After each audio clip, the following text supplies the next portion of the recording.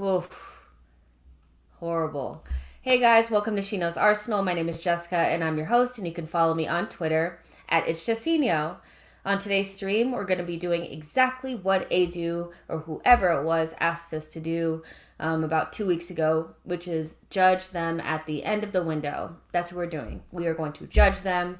We're going to go in depth on the transfer window. We're going to talk about the execution, what the strategy may have been, the starting 11, all of those things. We're going to really break it down. And I don't know if I'm feeling better. I was kind of thinking to myself, like yesterday, maybe I'll feel differently about the window, but I think I've had a lot of clarity on the window and been very consistent about liking the profiles, but ultimately feeling like the midfielder needed to come in. And I still feel that way.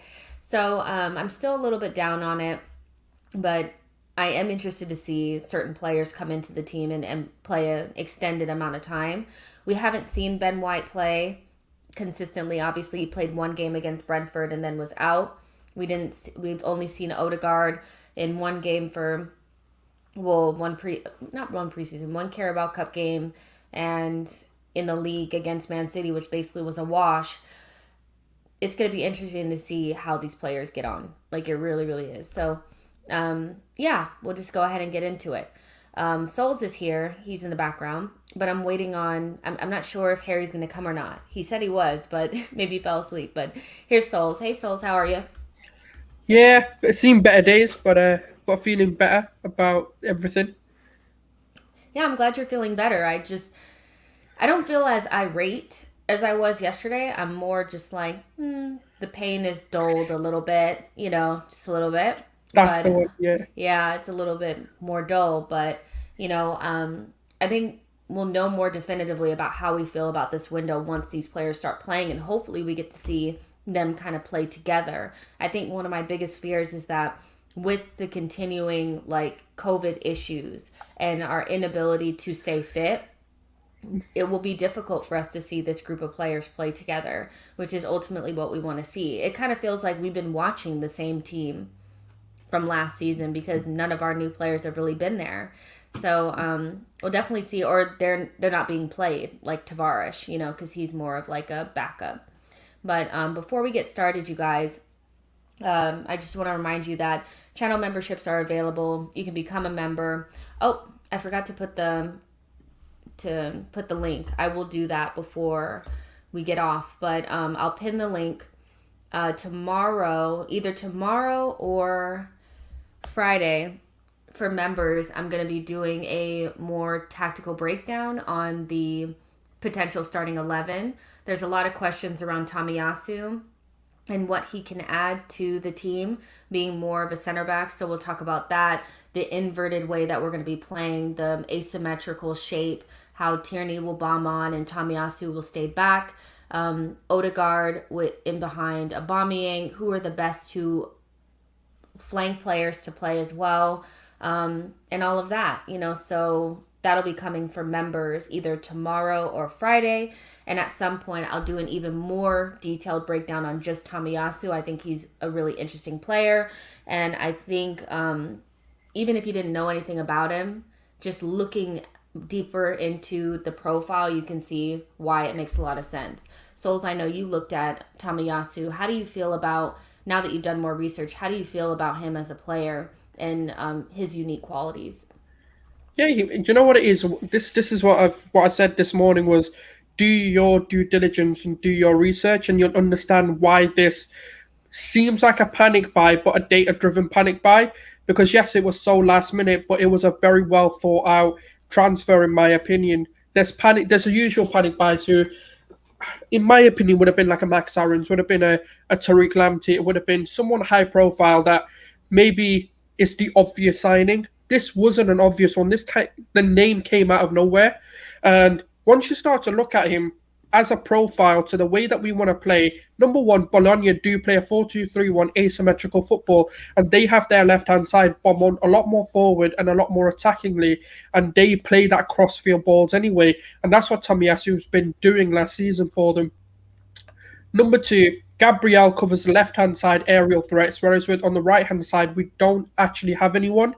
Normally, it's either Holding, Ben White, um, we had David Luiz, or whoever else plays on the right hand side of the defense, and then you've got Chambers, Maitland-Niles, Bellerin, or Cedric. Neither one of those right hand side players actually has any aerial ability. But when you add Tomiyasu to that, he's 6 foot, but he is very good in the air. He does control those aerial dominance, and he can do it. The fact that he used to be a DM and the fact that he used to be a centre back for me isn't a big concern because of the way we want to play. What we do is we tuck into a three shape. We want to turn into basically a three back formation when we attack, allowing Tierney, and it looks like Saka's going to be deployed on the left hand side. We want them to be the further forward attacking side. What we want to do is with Ben White and Tomiyasu, given that they're fit, is play on the right hand side of our back line and basically draw them to the right hand side. And it's that risk and reward factor where we allow the right hand side to be pressed. Because Tomiyasu is so comfortable using his right or his left foot, it evades press really well. He can have different angles. He can use Ben White. And what he also has is a stellar vertical pass. It's a very, very elite level cross the field pass, which is what we're trying to do. So for me, all I'm saying to people, look, on paper, it makes sense. Whether he can execute this is a whole different question. But it is it's an exciting signing, which solves not only our ability to attack, but the way that we seem to be playing against the top six, which is hold back, wait for the moments. This can unlock a whole new dimension to the way we attack, and it is very exciting. I honestly believe this is a data-driven signing. Yes, it is a last-minute one, but I like it. But I don't want to overhype the player. I don't want to make it into something which I don't want to overpromise and underdeliver. I do want more reservations because yes, it's Syria in comparison to the Premier League. There is a lot more on him. There's a lot more intensity to deal with. There's a lot more pressure to deal with. Can he handle that? It is going to take him time. So please, guys, do not judge him on his first few games. Allow him to get used to the pressures of the Premier League. Because don't forget that right-hand side is fresh. It's Ben White, who's used to the Premier League but not used to Arsenal. And Tomiyasu obviously being new. And obviously the whole doubt of can he speak English was answered yesterday. It was good. I'm not going to say it was perfect. Obviously, it's never going to be unless you're a native English speaker, whether you're American or English. If it's a secondary language, it's always going to be a few barriers to it. But I like it. I like the signing from a profile perspective. Yeah, exactly. And I think we definitely needed somebody in that back line that is a defender. It needs to be more even. Ben White and Tierney are more or less, what we use for attack and build up. Gabriel and Tomiyasu will be more of our defenders, even it out. Get somebody back there that can also head the ball. I think it's a good signing. But again, for members, I'll be breaking it down a little bit more. One, based on, our signings and our starting 11, the group of players that we have, how we play tactically, and then Tomiyasu just by himself, because I think he's really interesting. But let's go ahead and get started. All right, overview. Let's talk about all the players that we brought in and sent packing. All right. So this is on the Arsenal website. Yay. Okay, so men's signings. Let's actually start with the departures. I think this is an important one because we were talking overhaul. There's a lot of, throwing that word around, overhaul. So when you think about that, I saw a lot of people on Twitter, as we always do during transfer windows, is have a long list of ins and a very long list of outs without ever taking into consideration the market, the quality of our players, and it's just difficult to get rid of players on such high wages. And we struggled again. Just like last summer, I think the transfer team, Adu and whoever else is working with him, probably thought they would sell more than what they did. That's why the promises of the window were a lot greater, and we inevitably didn't see as many incomings or the type of incomings that we thought we would, but we did seem to shift some players out. So men's departures, end of loan for Dani Ceballos, Matt Ryan, and David Luiz. We already know about those. We had a loan for Dinos Mavropanos to rejoin Stuttgart, but we know that that's with an obligation to buy. He's not going to come back to the club. Loan for Matteo Guendouzi joins Marseille. It was a very low loan fee, and I'm not quite sure still if it's a loan with an option or a loan with an obligation. Do you remember, Souls, which Which one it one was that? was? Was Saliba, was it? I think Guendouzi. Oh, Guendo, I think it's an option to buy for 10 million. That one will, I think, will go through, like, and won't end up being, they will buy him, I think. Um, Yeah, he scored on the weekend as well, so he looks like he's having a good start there. So, Also got called up for the French national team because Tolisso Chaliso, is yeah. injured. So I think that one, he's not coming back to Arsenal, is he? A loan for The, William Saliba. Oh, the go thing ahead. is, the way he's if he continues with this whole projection, the thing is, look, I do like the player, but I just don't think he's the one to move us forward either way. But yes, he's better than what we have. I'll agree with that, but he's just not the future like the way we think he is. We've seen many players who have shown the potential, but who have had major attitude problems. It's not whether you can deal with them; it's just their own ego gets in their way. But I do think this is the one that's gonna, because it's 10 million next summer. I do think League On, especially with Messi coming into the league, is just gonna propel their financial situation, and it's gonna bring them back to at least a steadiness within the league, because it was a record-breaking weekend for League On, and I think paper rights are gonna, not paper rights, sorry, TV rights are gonna be at an all-time high for them. So it more than likely will. Okay, we also had Joe Willock to Newcastle. It was about a $25 million fee with a sell-on clause as well. And yeah, it was one that I think was a split between the fan base. There's a part of the fan base that feels like Joe Willock maybe could have been more useful to us this next season because of what he was able to accomplish at Newcastle with the goals that he scored. And I just feel very I feel very confident in saying that I don't think he would have ever accomplished that at Arsenal because of the way that we play. And he did play for Arsenal. I think there was some revisionism there where maybe some fans were implying that he never got a chance. He got ample opportunities at Arsenal and did not really deliver. So for me, this was one of those situations where when half of the fan base feels like it's not a good idea and the other half feels like it is a good idea to go ahead and sell him, this was probably a really good time to sell him. What we usually do is wait until it's really, really obvious to the point where we need to be like shoving them out the door, and then we lose a lot of our negotiating power. I do think that, there wasn't a bidding war or anything for Willock, so we have to keep that in mind as well. Nobody else really came in for him, so we couldn't even drive the price up. So 25 million for somebody who doesn't fit our style of play, kind of a fringe player with a sell-on clause, to me was a really, really good deal. And I wish we would have seen something a little bit like something like that for Eddie Nketiah, who I think walking away for free is something that we need to take into consideration when we talk about the overall success of the window. A loan for Lucas Torreira to join Fiorentina. Hopefully he gets some playing time and that becomes permanent. Willian walking away. Just want to say that, again, what he did was really commendable. No, barely any players would do that. He walked away from a lot of cash to go play in Brazil, and I rate him for that. And it was just a bad transfer, that didn't end up costing us as much as it would have, had it not been nipped in the bud. You want to talk about the Reiss Nelson one? I know that that's your favorite transfer of the window. Do you expect him to come back at any point, or do you think this is just a setup to sell him alone? It doesn't really matter at this point, because it depends on how Nicola Pepe does for me and how Reiss Nelson's loan goes. And let's be real, like, Nelson's profile suits the Dutch league to a T.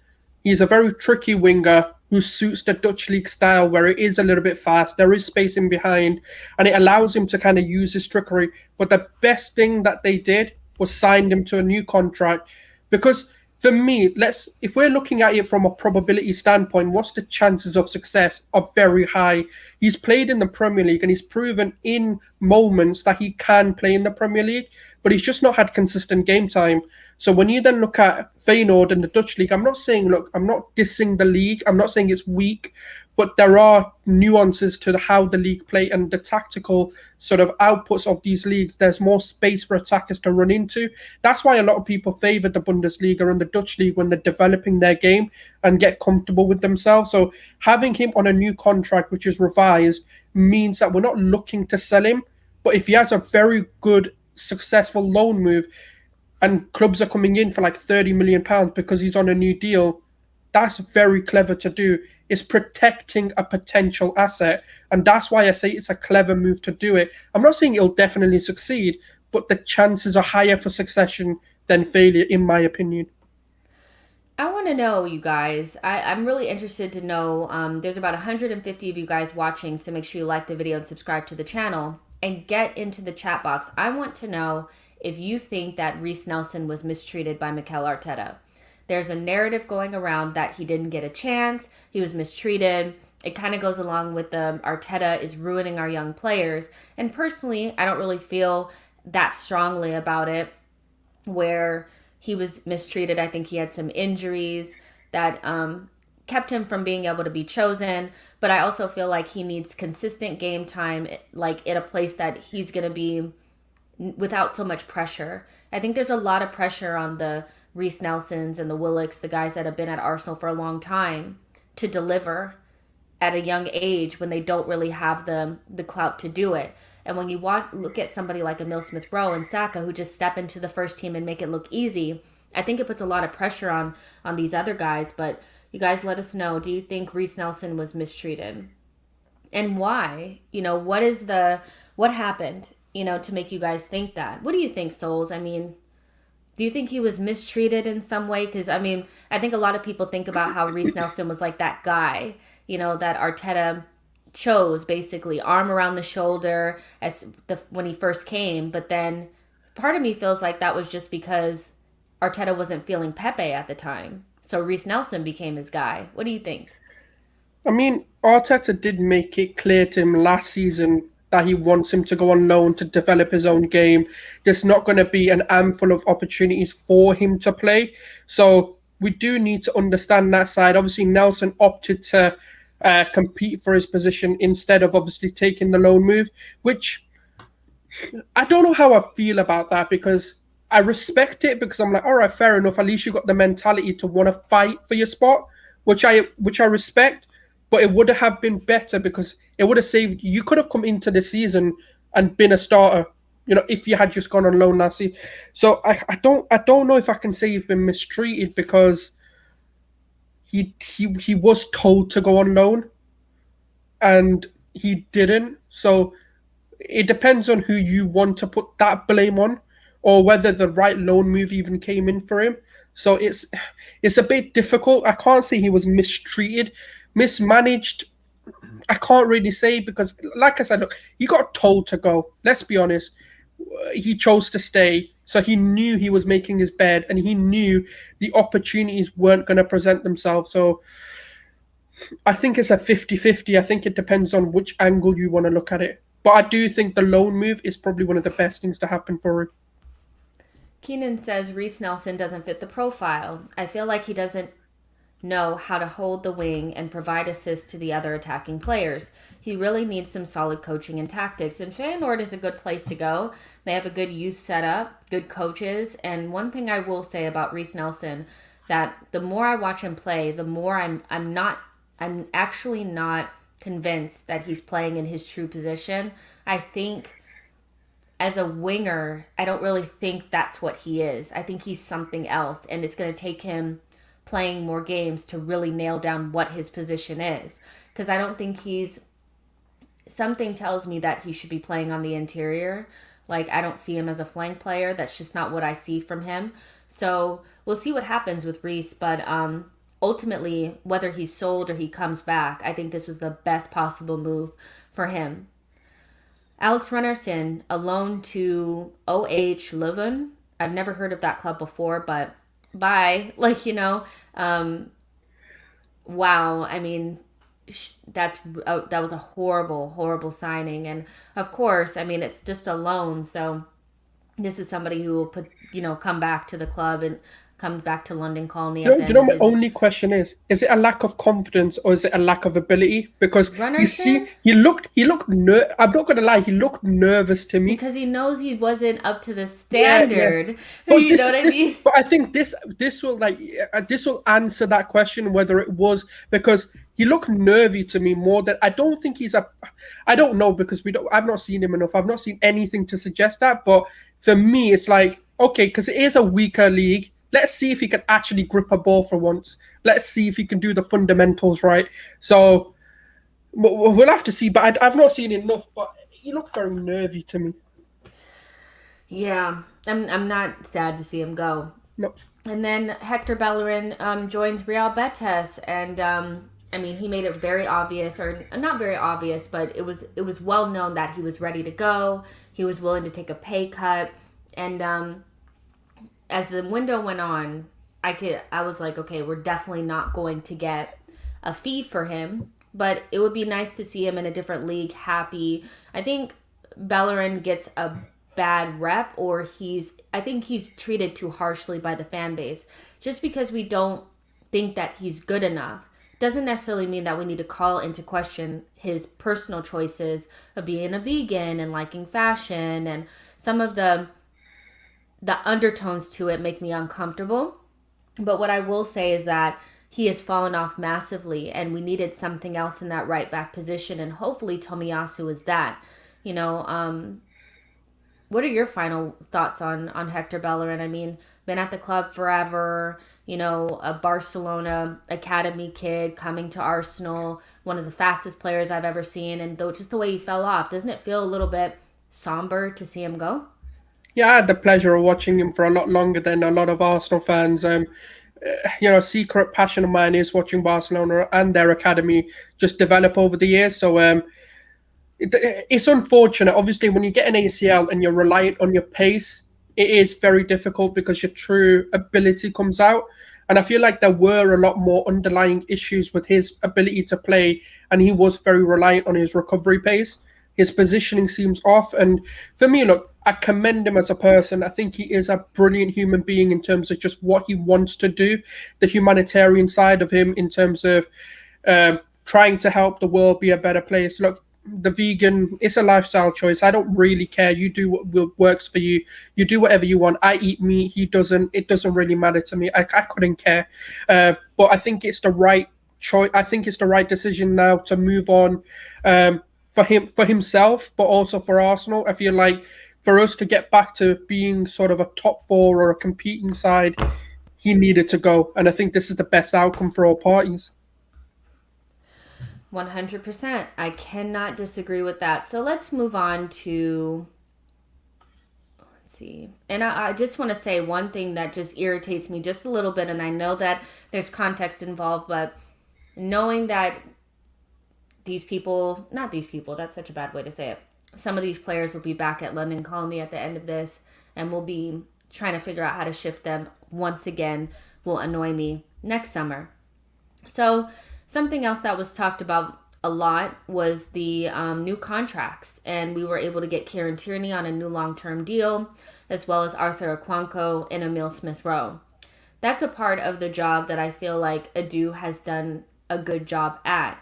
But do you think that we should be giving him flowers for renewing contracts? Is that just a bare minimum, or is it something that we can say, you know, job well done? That's something that you could put in the positive for Adu, or is it just what he should be doing? Yeah, we should. I mean, we've been. The thing is, the only reason we celebrate this is because of how bad we've been at doing them. But it's one of those where look, you know, look. Tierney, you need to. You know what it is? It's a business thing. It's not even a football thing. Value your employees. I know, you know, that's just a general term we all use. Obviously, in the modern game, if the player doesn't feel like he's getting the value he deserves, I know these guys are on astronomical money. Like, you know, regardless of their standards, they want to be feeling like they're valued in the club, and securing them onto long-term deals. I look at it, June 2025. Someone, if they come in for him, know they have to pay big money to get him off our hands, because we're not going to let Tierney go. Let's be honest. Okonko, he's an up and comer. He had to get a professional contract. I think he was on a academy contract, and obviously we've given him a renewal on a professional contract now. And then obviously Emil Smith Rowe. I think it's just a logical thing to do. I don't think I can praise him on it. I mean, a lot of people in the chat are saying it's not even his Oh win. yeah, it It's is. not even his dub Yeah, because Richard Garlick is there, and I think that's a very interesting point. Very, very interesting point. I do think our contract renewals are always drawn out. I don't like how long it takes us. It feels like I don't know. I just feel like in general, the way that we operate is quite slow. But the players that we are getting on long term deals are ultimately going to be really important for us. A lot of these players, especially the English ones, their value is going to increase massively with the changes to homegrown quota.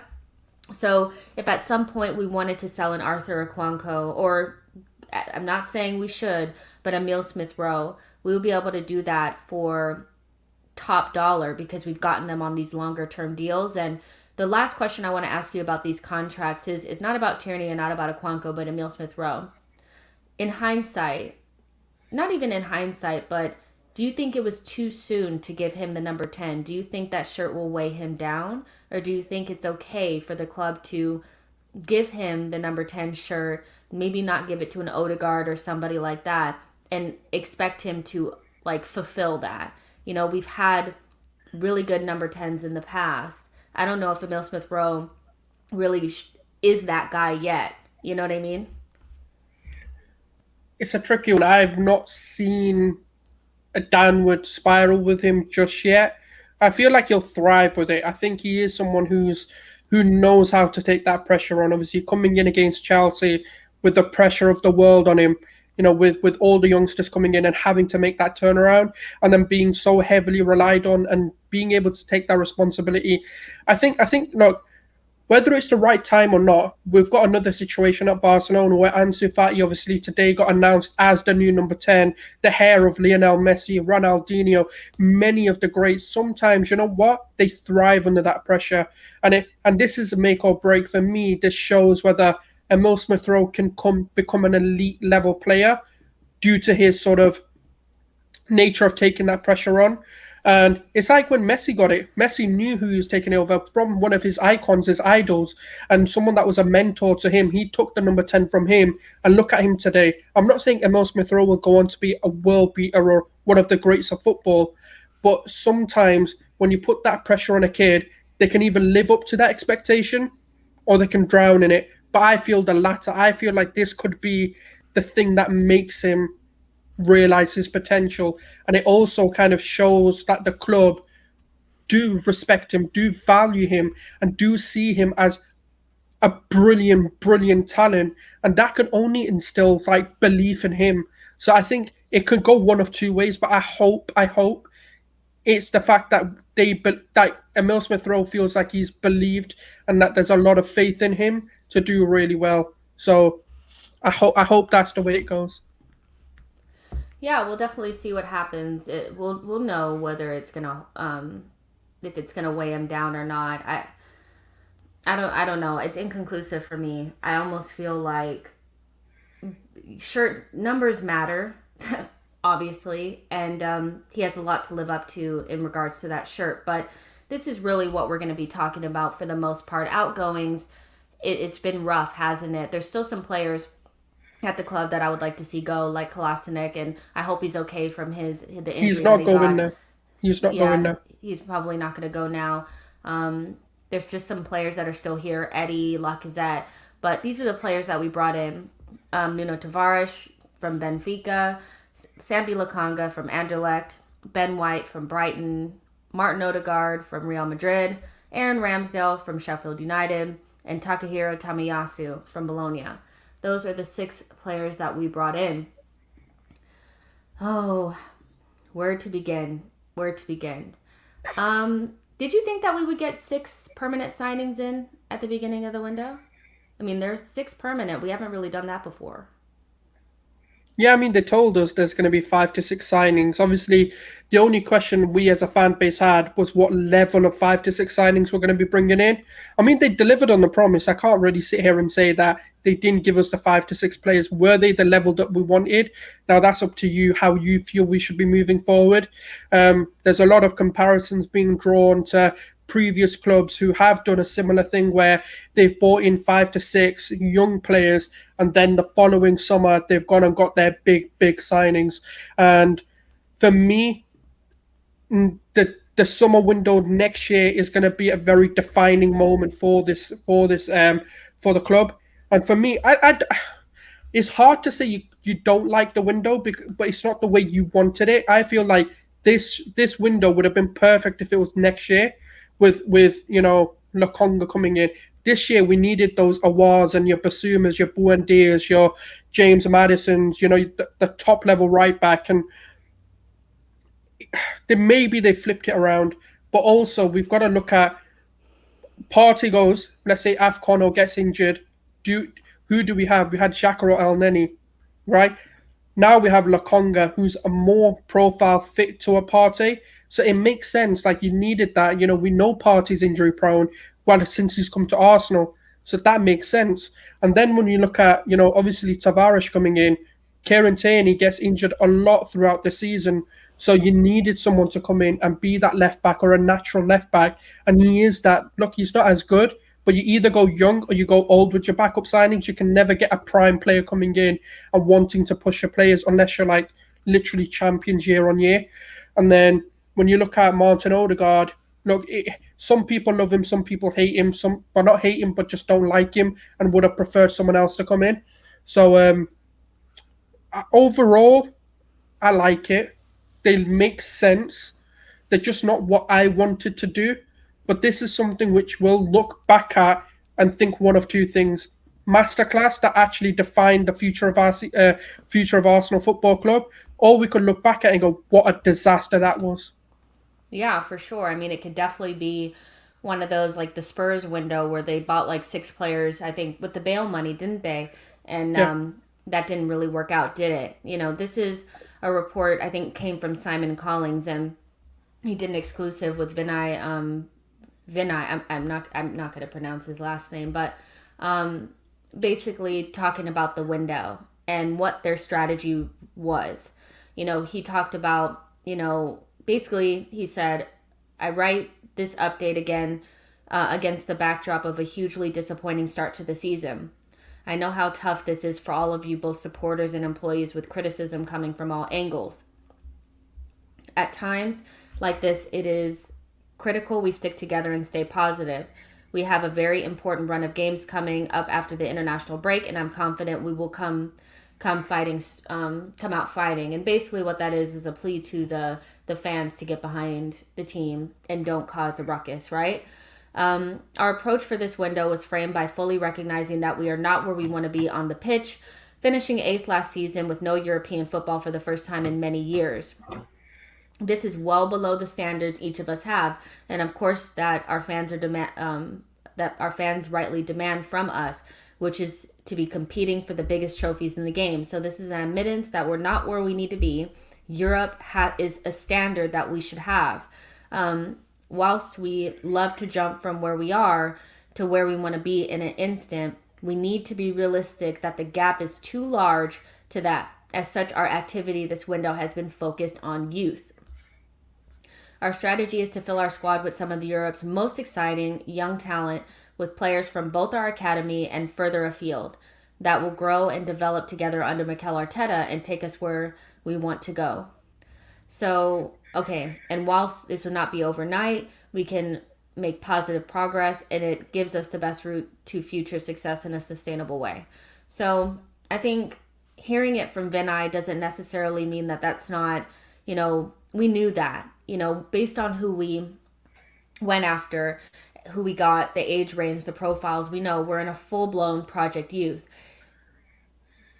We've heard this before, though. We've been Project Youth before, and it never really comes to fruition. And I don't know if I think there's several reasons why, but what I don't really like is the narrative that there wasn't a strategy behind what we did. We may not have liked the execution, and we'll talk about that.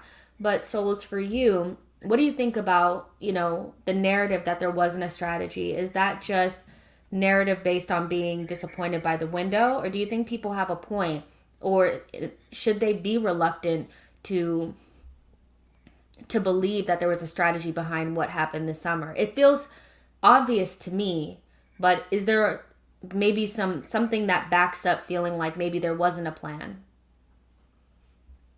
I mean, if you don't see a plan, then you're clearly blinded to what the signings are. It's look, the people who are saying there is no plan is because it's not the plan you wanted to see. And I agree, like I didn't want this approach. I had a different approach. I think a lot of me, George, Harry, we all had a very similar approach. Get your Basumas in, get your Awars in, go get your Buendias, etc. Go get those established players in rather than the young players that have a ceiling or a potential. But to sit there and actually say there was no strategy to the way we signed, every signing's under 23. Every signing is versatile in the positions they can play. Most signings that we've signed are both comfortable with both feet. If you look at any of the signings that we have, they can play multiple positions. They all actually have a lot of qualities that they share together.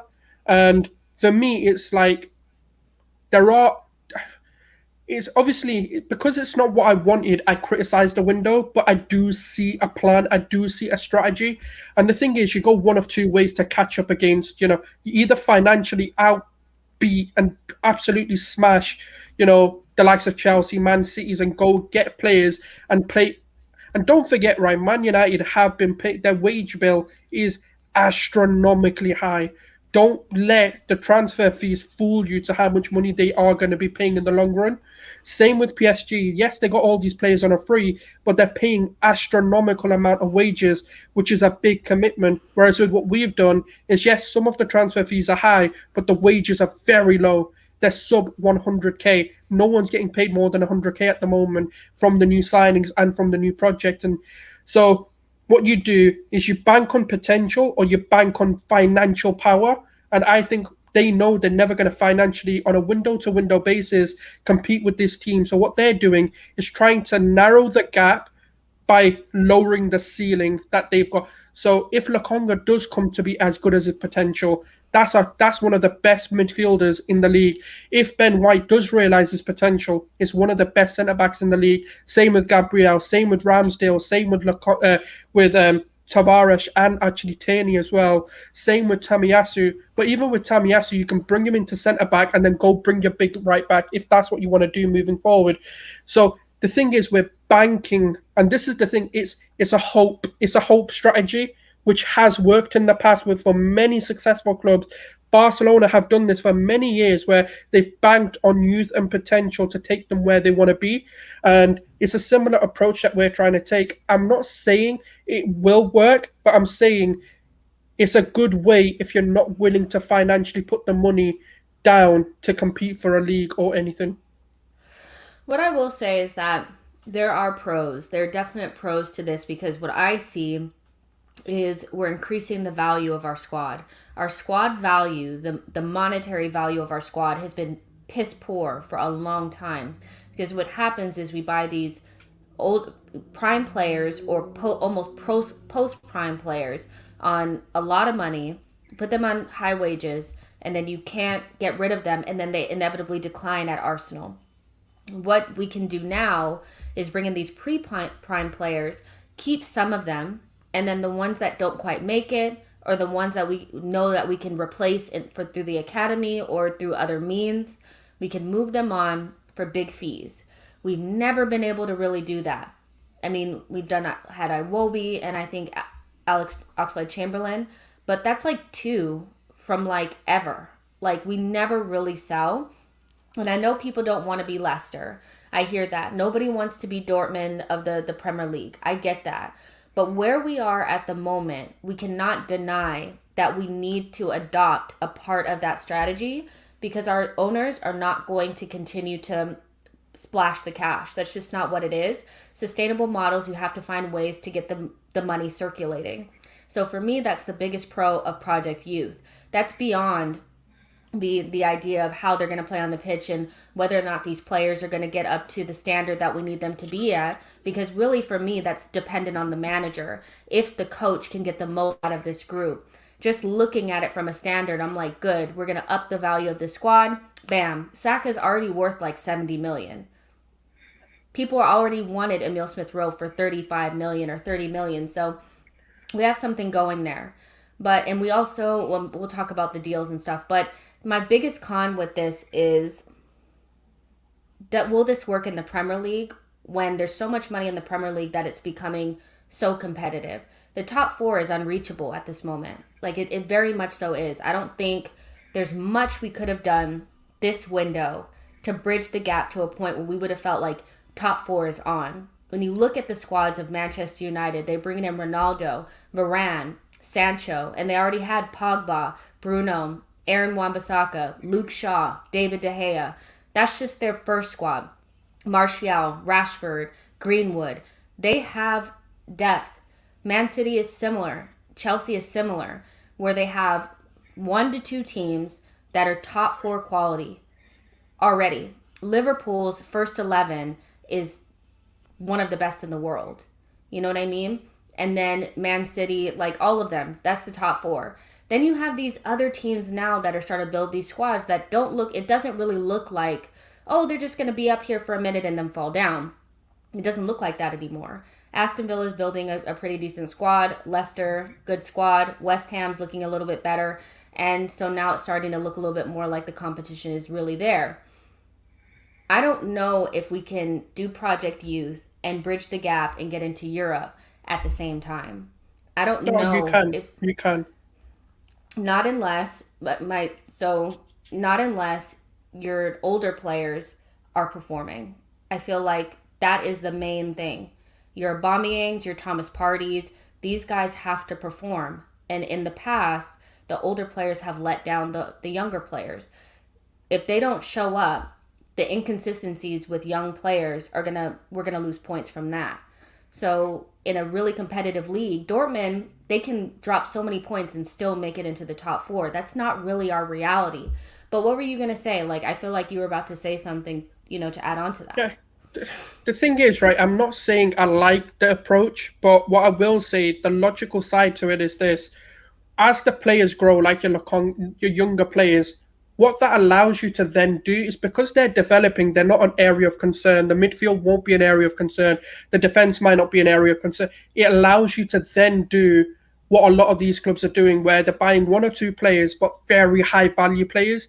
Like, for example, let's say, for example, next season, we could just add a player or two of very high qualities, like your Grealishes, like, you know, your Lukaku's, like, where you can spend £100 million on one player, £50 million on one player, and bring in like 2 to 3 of those kinds of players, and elevate your squad to a new level. Whereas if you're gonna go old, the thing is, like, let's say Thomas Partey's got another few seasons on him, then you're having to replace him. Whereas when you buy a 21, 22-year-old that's established and that's got a very good ceiling and he can realize that potential, then you're not worrying about needing to replace that position. And instead, you can allocate a lot more funds to other areas to elevate your team to the next level. So there are ways that it can work. I just don't think this board is clever enough to realize that. Because let's say, for example, next summer we go, yeah, we need a striker, and there's many strikers available where we can pay £50 million and guarantee ourselves, let's say, 25 to 30 goals.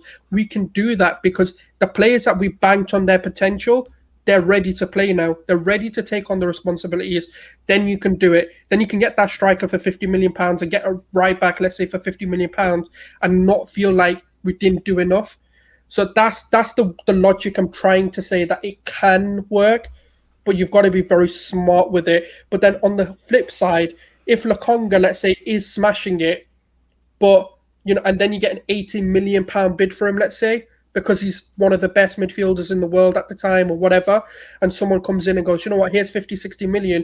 Do you not think, like, being able to get that kind of money for a player who you can easily replace, like, for example, let's say we sold him next season or in 2 season time for 60 million, Basuma's on the table for 30, then we can use the other 30 million to invest back into the squad.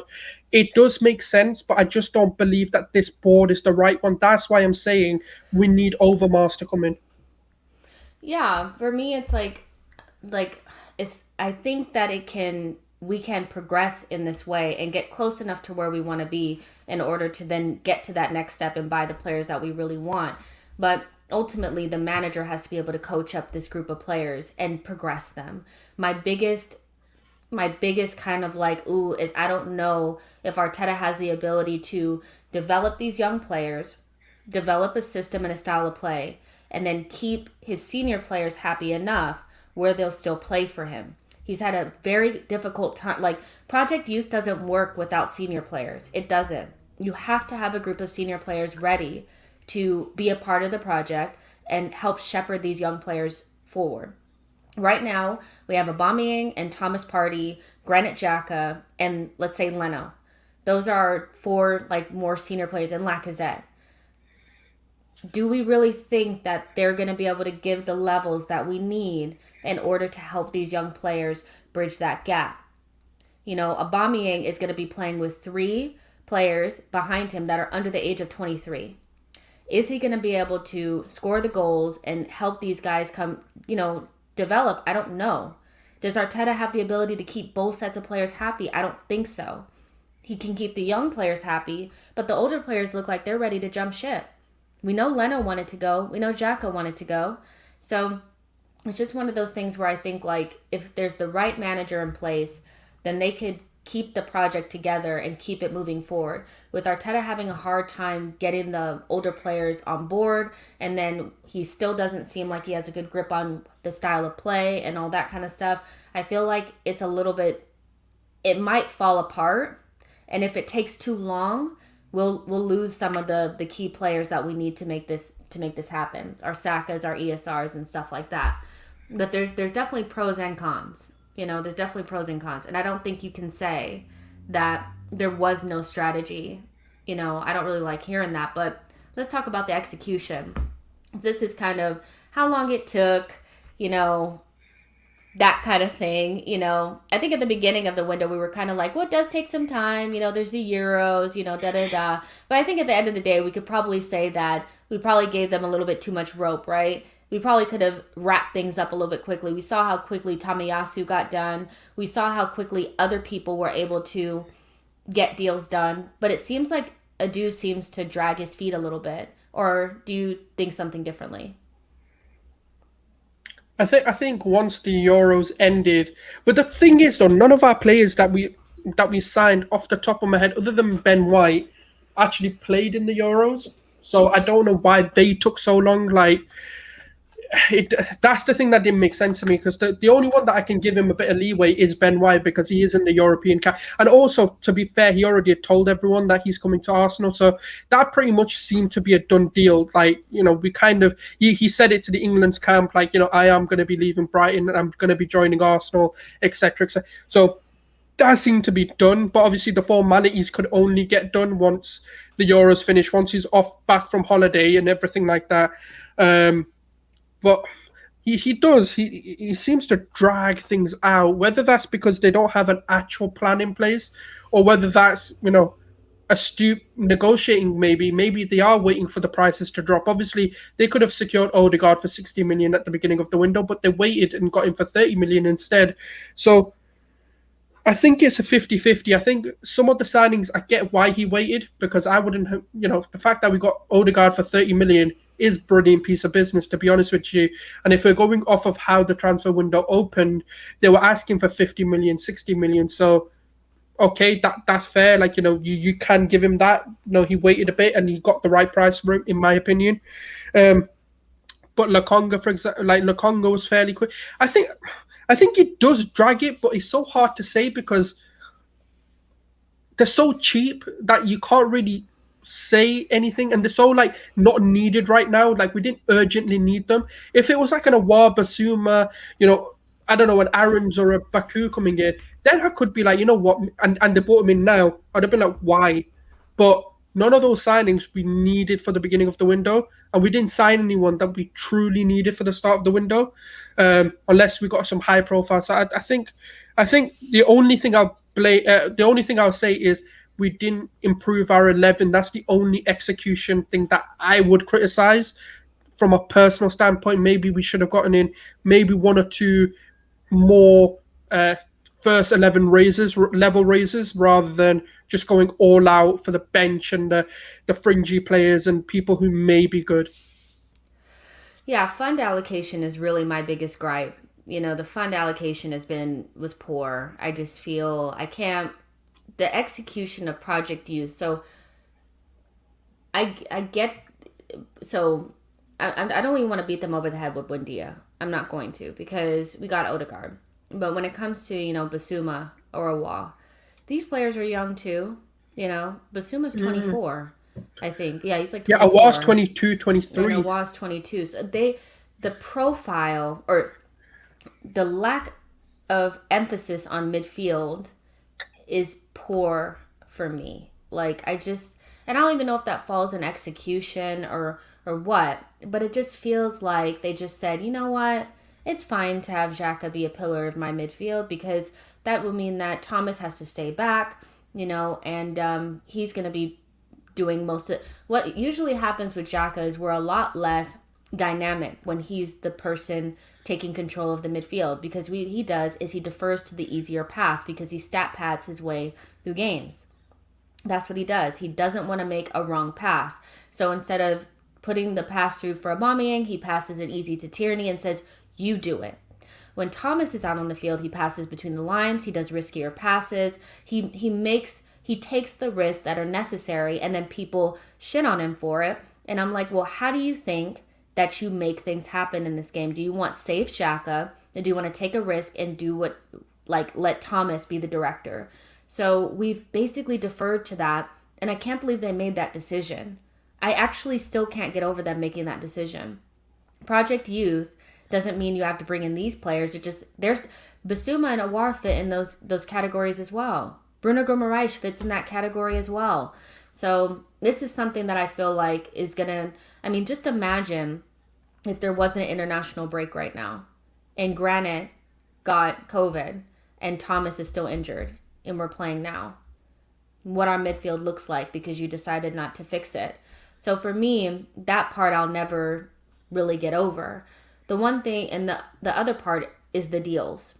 Lokanga and Tavares, fine. They're cheap. It's cool. It's fine. Ben White for $50 million has to work out, doesn't it? Because we're not going to be able to sell him for more, are we? No, and that's why I gave him sort of the worst signing. Even though I don't think he's a bad player, it's just I said that £50 million is a lot of money to hope you can get back. I don't think we will. Even with this new sort of homegrown quota thing in the Premier League that looks to be coming in, it's a very confusing rule. I have no idea. I can't wrap my head around it. I need to look into it. But even then, I don't think it elevates his sort of price. And the thing is, I want to say it'll work, but I just don't know, because Arteta's the only one that I keep questioning. It's like, but this is will it work under Arteta? Will it work under Arteta? And that's where my questions keep going back to. And look, people have been comparing it to the Varane deal. Let me just tell you something, right? He's on 500,000 a week, 400,000 a week before taxes. The price that you think 250k, that's after taxes, by the way. So once you really look into it, he's getting paid a huge amount in wages before people want to sit there and kind of criticize why Arsenal didn't go for it. And also, he wanted Champions League football. Do we have Champions League football? No. So it wasn't going to happen. So let's not dwell on that one. But yeah, it has to work. It's £50 million. It's like Pepe. I know I hate using the price tag, and I hate putting that pressure on the player. But unfortunately, that's just part of football, and that's what happens when you come to Arsenal. We have to judge you on the value that you bring, and do you bring £50 million? Or would it have been better to keep Saliba? And this is the comparison that are going to be drawn all season. Oh, look at Saliba, he scored. Ben White, oh, look at this, he's conceded a goal. And that's what's going to happen all season. It's going to be that. Yeah. I mean, I saw people like, oh, look at you. Guendouzi made the French national team. So I'm like, Sambi made the Belgian national team. Like, what does that have to do with us? Yeah, it's their decision. Look, it was because of an injury. He wasn't in there because of merit. Well, you do get in with merit, but if the injury never happened, he's not in there. So it's I don't know. It's gonna be a long season in that sense, but I just hope it works out for It his sake. has to. Yeah, Yeah. for his sake. Not It even for mine. I don't care for being right or wrong. Just for him. Well, what I will say is that, Tavares and Lukonga for me are really good deals. I don't really look at those as like, oh my gosh, why do we spend that money? And I think Odegaard is a good deal. 30 million for a young player that has a very, very high ceiling. I wanted Madison because I felt like he expedites the project a lot more. I feel like you bring in a Madison and a Basuma and you cut the time in half because they're already ready to go. When you bring in Lukanga and Odegaard, you have to wait for them to develop, which is fine. They still have high ceilings. Odegaard is a very talented player. I like him a lot. My preference for Madison was based on wanting to expedite the project. They're basically telling me that I'm going to be waiting 2 to 3 years. Fine. 30 million for Odegaard is a steal. It 2 years ago, like, yeah, when he was playing for Real Sociedad, I remember watching him play and saying, I wish we could find 60 million to get this player in because we were skint at the time. And that's how much that he would have cost us when he played for Real Sociedad on loan. Getting him for 30 million is a steal. And I think that's something that you can say that was a win in the win column. Tavares in the win column. Win column. Lukanga, win column. Tomiyasu, win column. It's the 75 million that we spent on Ben White and Ramsdale. Those are the two that stand out really. That are like, Ben White has to work out. He's going to have a lot of pressure on him. And quite frankly, nobody else wanted Ramsdale but us. Nobody else was trying to press to get him. So did we have to go get him this summer? Do we have to go get him now? Or could we have used that 25 million in a different way and then went after him the next summer? Nobody was dying to get him. Like, you know what I mean? Maybe they thought he would cost more the next summer. The reason why I've got a complaint is because Neto was available 15 million. Obviously, the Onana one, a lot of people, I think even yourself, Jess, were saying because he's available in January, you're not so much for the signing, which is fine. But then you've got Neto who fits the same profile. Yes, he's a lot older or more experienced. He's about, I think, 29, 30, something like that, which fine. But he was coming in for 10 to 15 million, which saves you, give or take, 10 million pound, 10 million in transfer fees. Add that to the Ben White, that's 60 million. Guess what that got you? James Madison. And that's, I think, where the annoyance is coming in. And even if you look at 60 million in another way, it gets you Basuma and Awar. And I think that's why people are getting annoyed, because you could have filled the goalkeeping position. Okay, you miss out on your centre back, but then you keep Saliba. And then what you then do is you improve your midfield with a starting player who not only can play next to Partey, but can play as a number 6 and give you solidity, allowing us to turn into a 4-3-3, bringing a Warin onto the wing or as a number 8. And then you've got Odegaard anyway for cover for both as a number 8 or a number 10, depending on the system you want to play. And it just makes more sense. It adds depth, it adds youth, and it adds experience, but it elevates the ceiling of this team. And to then say, can we finish top 4? Doesn't sound so deluded. But right now, I'm struggling to even say that we can finish top 6 because this team is riddled with injuries. We've had, since the season started, I think it's 6 players with confirmed cases, I think, COVID. unless I'm missing something with COVID. And that's high. That's like one every week is coming out That's saying, an outbreak. yeah, it is. It's literally, yeah. And look, they can't go back on it now, because if they allow another team to postpone their game because they've got an outbreak, unless they got 11, then I'll be like, all right, fair enough in it. But if they've got like 3 or 4, I'm going to be pissed. I'm going to be like, well, why? Then the agenda against Arsenal becomes true. And for me, that's the worry. It's because we are riddled with injuries. We are riddled with COVID cases at the moment. We seem to be that cursed club. But and that would have improved that. It would have been like, okay, Xhaka is out, let's say. All right, we've got Basuma to come in. That's all. Like, we're not worried. Or we're like, Basuma's out. Okay, Xhaka can come in. Party's out. Okay, we've got Lokonga. Okay, Odegaard's not fit. What made them Awar think comes that in. that wouldn't have been a good idea? Like, just saying that alone. Oh, Jack is injured. Basuma's here. Thomas Partey's not here. Basuma's here. Even if it's not Basuma, it could have been Awar. Like, Yeah, Awar's here. Or he's not fit. ESR's in. If he's not fit, yeah, Odegaard's in. You know, you've got got options. multiple, yeah, and it fits all the roles. Like, you can. And like I said, if you need that game where it's really hard to break a team down, turn into a 4-3-3. You know Basuma can do that role. Partey could bomb forward with solidity, defensive solidity, as well as like a war going. And it just the thing. This is why I think people get annoyed, because there was better ways to get these deals done with. They call it Project Youth, but I call it, in a way, you've done a dumb thing and you're trying to justify it by saying Project Youth. But the signings we wanted were youth as well. But they were Yeah, just exactly. You can't justify what you did by saying Project Youth when the players that I mean, even Bruno Guimaraes, 30 million from Lyon, they're in trouble. So if you didn't want to spend the 50 million or what it would have been on Basuma and made sure that you didn't have the AFCON issue, you could have done that. To me, there's no excuse for it. But Usap's Rubber Band, thank you so much for your super chat, by the way. I really appreciate it. Says, do you think that there's something wrong with Awar? From 50 million and lots of clubs interested to begging a club to take him on loan and no clubs interested. I think we both kind of know what this is. It's his brother, isn't it? His brother. It has to be. Apparently he's got attitude issues, and then obviously his brother's hard to deal with.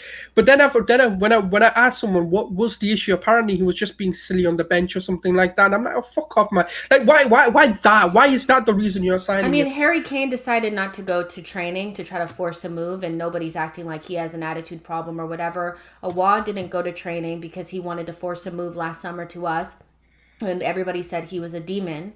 And the same Arsenal fans want Guendouzi in the team. Like, you know what I mean? Like, he doesn't have an attitude problem. He doesn't have an attitude problem that I don't think being at the right club would solve. I think it's his brother. I think his brother is doing dirt. Because he has an agent, but his brother, I guess what I heard was that he was basically trying to push money to agents to try to manufacture deals for a while, and nobody would touch him.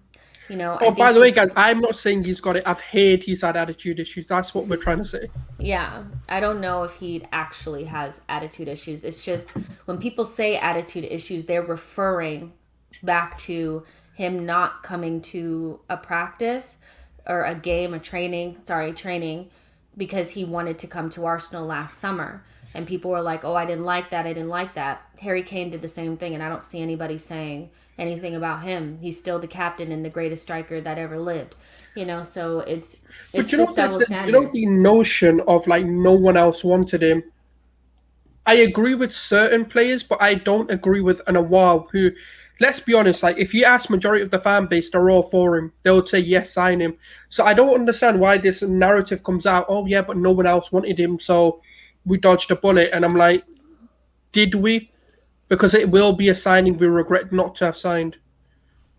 Yeah, and don't forget, Real Madrid were looking to get him really at last minute, but then they managed to swindle the Camavinga deal within the same price range, and hence they went for it. Yeah, exactly. I mean, it's just one we'll never really know about. And there's some people that.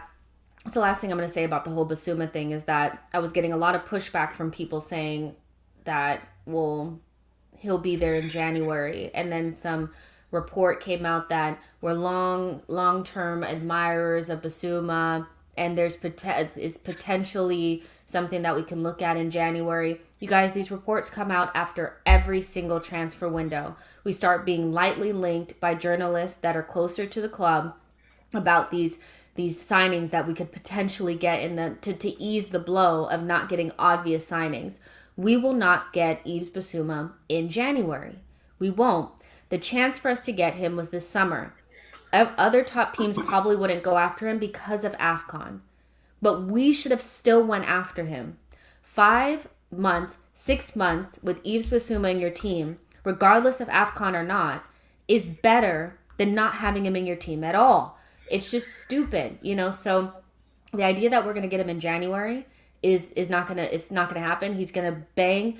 Let me not say that because people are gonna clip me. He's gonna be really, really good this season, and he's gonna be out of our league by next summer. Okay, so I'm over the Basuma thing. But we're never gonna get him. One point that I made earlier on was this is the lowest I've seen the transfer window being since the Neymar saga, when he went over to PSG for 222 million, and that set a whole merry-go-round of transfer fees being extortionately high. And this is the first time where I think players have actually wanted their true value. And not have been, sort of inflated, or have we missed a trick? Because for me, because obviously everything seems to be back to where it is without potential like lockdowns. Europe doesn't look like it's heading into a lockdown, and it's going to treat it like the flu now, where okay, if you're ill, you just basically stay at home and you don't go out and everything. And the economy might be back to where it should be, and your Basumas might be 50 million now. Your Madisons will be probably 90 million or something. And have we missed a trick, or have we missed a boat to sign these players on a really good deal? That's my only worry. Yeah, we'll just have to see what happens, But I doubt we get Basuma next in January, especially because we won't have the space for him. We have to remember that we have not sold enough players in order to bring new players in. With somebody like said Kolasinac sure to stay at the club because he's injured, it's just going to be difficult for us to bring somebody in January. That's why, if Fenerbahce is interested in Cedric, we should move him on. We should. He doesn't play under Mikel Arteta. He's not very good. And we have Chambers. So why would we continue to keep him? If Fenerbahce wants him, we should let him go. Because in January, we will be looking to reinforce, but we'll have to sell to buy, and that'll keep us from being able to do it. Let's talk about Arsenal's first 11, or best 11 now, that we have new players. I'm going to go ahead and pull up the builder really quick. And we will build Arsenal's best 11 now and talk about how good it is. So here it is. I imagine, I don't think a change in system is on the cards, you guys. I really, really don't. I think this is pretty much where we are. This suits the best part of what we have. A 4-2-3-1 really suits that. So let's start off with the back line here. Obviously, it's Kieran Tierney, who I hope gets back into good form. I'm tired of hearing people slander him. He's one of our best players. Let's see, is this one? Okay, so this is Ben White. Yeah. Right? And then Gabriel. According to some people, it should be Pablo Marie. I don't know where that one comes from. I'm sure that's been that's changed debunked. Now it's been debunked. Marie is not a Premier League level player, and Gabriel is our future. So, yeah. I think Tomiysasu, you bring him in, he should start, right away, as soon as he's fit and ready to go. So that's would be our back four. Obviously, we know that it won't be this all the time. There will be start and stops and times where we're not going to be able to get this four together. But ultimately, this would be our best back four. It's under 23s there. It's a really, really young back line. 23, 22, and then 20. Is Tierney 23 or 24? Oh, Tierney's 24. Yeah, so it's a 24, 22, 23, 22. Yeah, so it's very, very young. I wouldn't put Leno personally. For me, I wouldn't either. I'm going Ramsdale. I don't care. Yeah, I want Ramsdale. I mean, you can give it to a chat vote if they want to quickly put who they would have, and you can go majority if you want. Yeah, you guys, do you think that we should keep Leno in the best starting 11 for Arsenal, or do you think it should be Ramsdale? Let us know in the chat, and if we'll look at them and then we'll change it. If you guys wanted Leno. But, here it's definitely Thomas Partey when he's fit. I don't think there's any real question around that. No, El Neni, of course. Oh, the Pyramid Pirlo, yeah? No. So, the CDM, we know Arteta's going to start Granit Xhaka every single time that he's fit, don't we? It shouldn't be him. And I still don't feel like... I feel like Lokonga and Thomas would make us feel better, but I still feel like he's not even the right profile, because for me he's very similar to Thomas. So again, we should have gotten a midfielder, but should we put Granit here or Lokonga? Right now I've got to go Xhaka, but we'll find out because of the suspension. We might find out a little bit more whether Top Partey and Lokonga can work. Obviously preseason they didn't work in my opinion. That's more because of Lokonga's positional awareness more than anything. It's hard to say, yeah, but yeah, at the moment, I know maybe it changes to put him in there. Yeah, it changes in 3 games if he performs, but yeah, in that number 10, Odegaard, it would be. Yeah, I mean, that's the midfield of last season. We know that it kind of worked, but in reality, when you look at midfields of the other top teams, you know we're missing something. We don't have enough combativeness, we don't have enough depth. Xhaka is too one dimensional, and he is holding us back. Everyone wants to put Lukonga in. Okay, we'll do it. I don't mind it, but I just don't think it works right now. Maybe in the future, but yeah, okay. Okay. So, right mid, I think it's Bukayo, No, right? no, that's on the left. He's going to be deployed more as a left-sided player if Tomiyasu is playing because Tomiyasu is more defensive, so they're going to allow someone. Well, I'll say my right mid in a minute, but it will be on the left that It's not Bukayo going to be Saka plays. Pepe. It will be with Tomiyasu. It will. Come on. It will because No, it no, ain't. no, no. But that's where the logic comes with buying Tomiyasu because he's so defensive. You need someone to have an offensive balance on the right hand side, and he's the only one who can offer that. But if you then put Bukayo Saka on the right, Odegaard and him clash. But if you put Saka on the left, Odegaard and him don't clash. That's my opinion. That's what I think. Because if you then put Saka, he can't drift to the right. He can't use this. Whereas with Odegaard, can then drift and he can be that more right hand sided player. Okay, you guys. With Pepe, for me, we need to be clear here. I don't have an agenda against Pepe. What I think is that Arteta is going to start Bukayo Saka every game that he's fit, but I don't think he's ready to drop Emile Smith Rowe. We have Emile Smith Rowe, Pepe, and Bukayo Saka. Who's gonna play, you guys? Right, okay, yeah, you can put Saka on the right and Will Smith Rowe on the left. If I mean, that's that's what I think Arteta wants. What I will, Tawanda, no, I don't. I love Pepe. Oh my goodness, but I no, think it's George that doesn't quite yeah, like it. it's George that doesn't like, or he I wouldn't say he Pepe hates is it, but not he's his got an agenda. favorite. Yeah, he's got an agenda. Got a small agenda against him. But also, when you look at Emile Smith Rowe on the left and Bukayo Saka on the right, what you notice right away is that we lack goals. Ideally, we'd want two creators and two goal scorers, and Aubameyang and Pepe give you that with Saka and Odegaard. But what George has told me from his perspective is that Pepe and Aubameyang don't work together. I fight against that a little bit. I think that they do. Souls, what do you think? You think it has to be Pepe and Saka? If you've got Odegaard Saka or Odegaard ESR, and then you've got Pepe and Aubameyang, that can work. But you need two technical secure players behind them to be able to do what they need to do because they aren't back to goal sort of attackers. So that's where the issue comes in. But if you have two players who can create and then have Partey in there as well, I think Tomiyasu changes the dynamic, and I do feel like he can be the player to unleash a Pepe.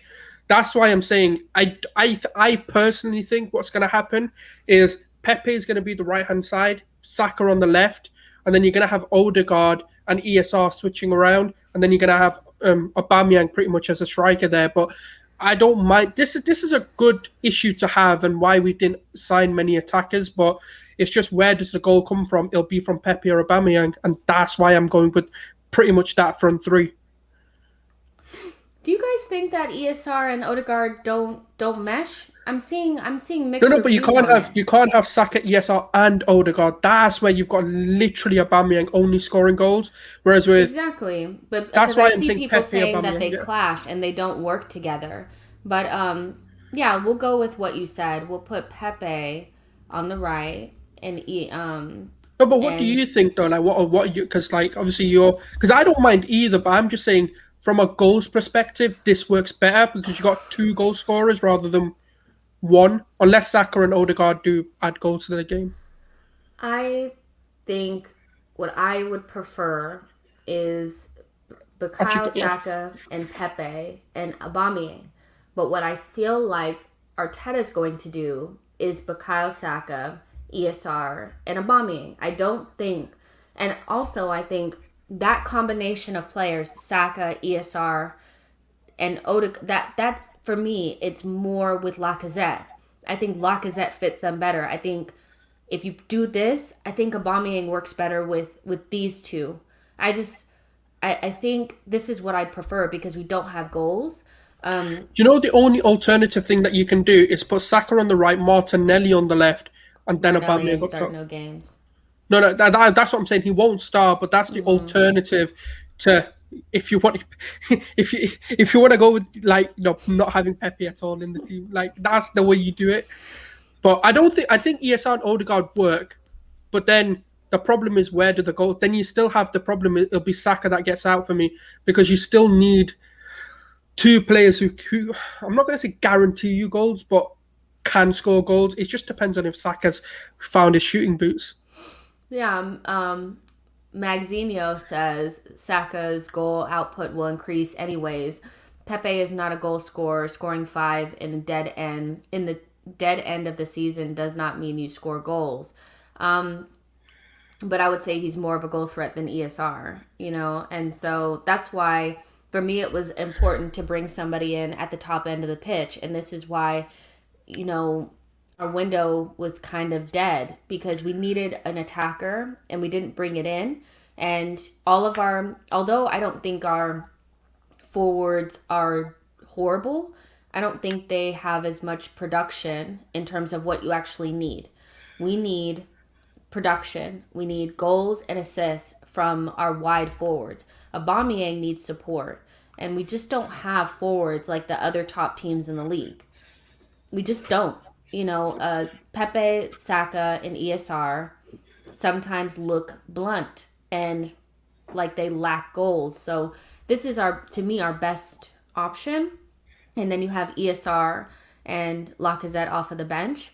This is, to me, our best because I love ESR, but I would prefer Pepe for goals. That's just me. Even though he frustrates the crap out of me, if I'm honest.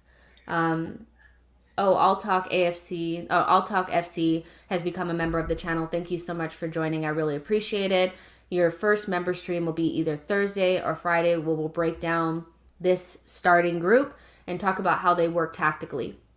But let's get to the nitty gritty.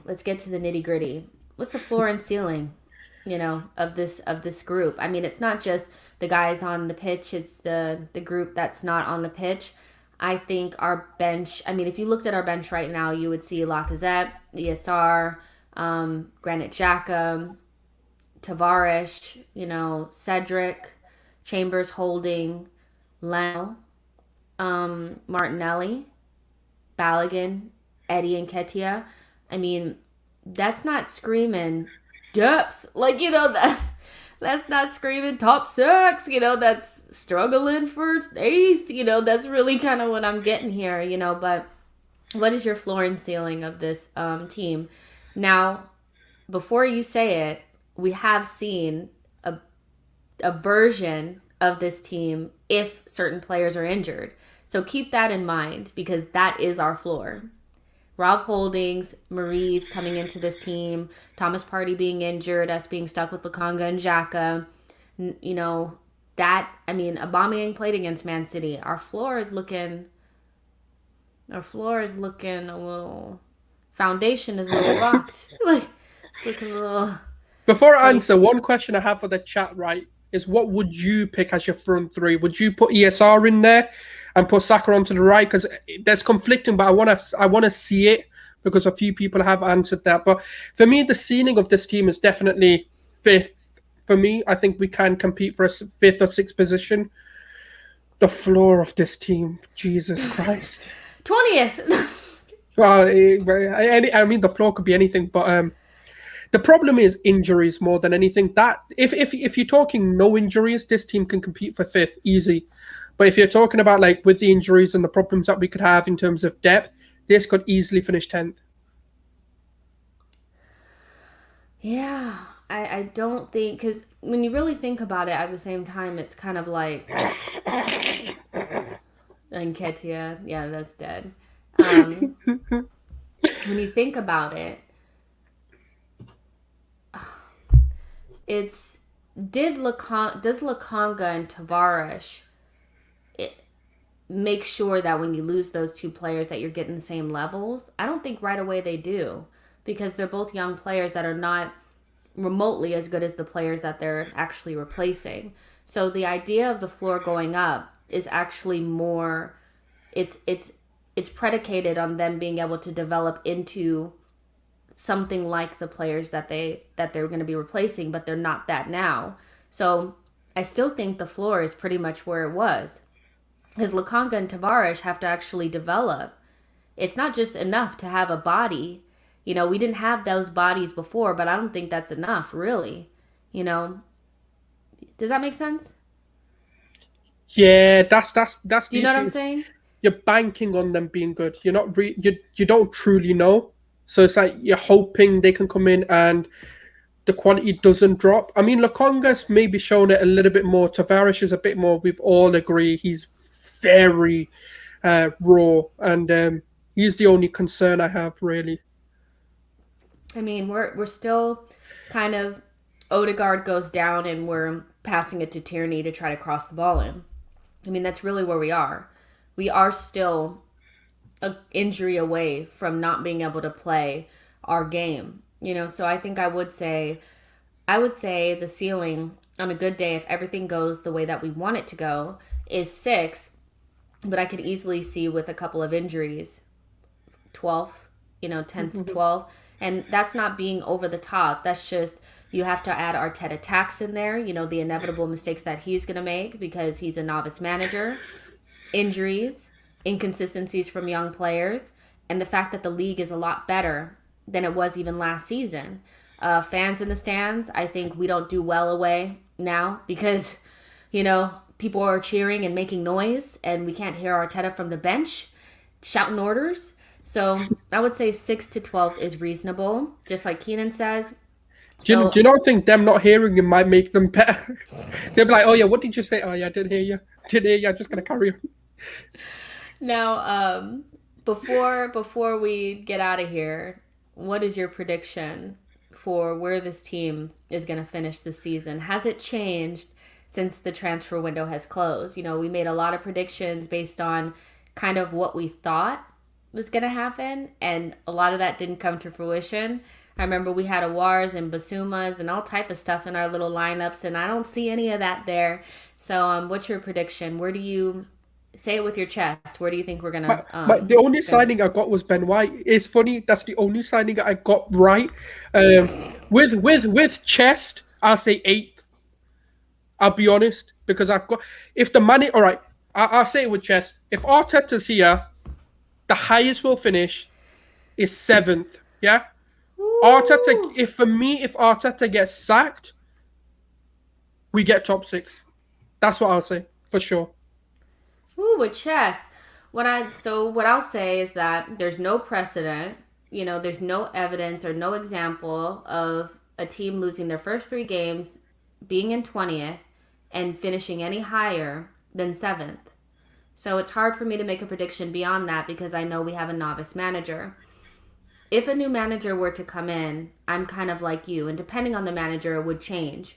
But I think any manager with experience that knows how to work with young players and could command the respect of Thomas Partey and Aubameyang, etc., could potentially get this team into 5th or 6th. I still think that there's a big gap between us and the top 4.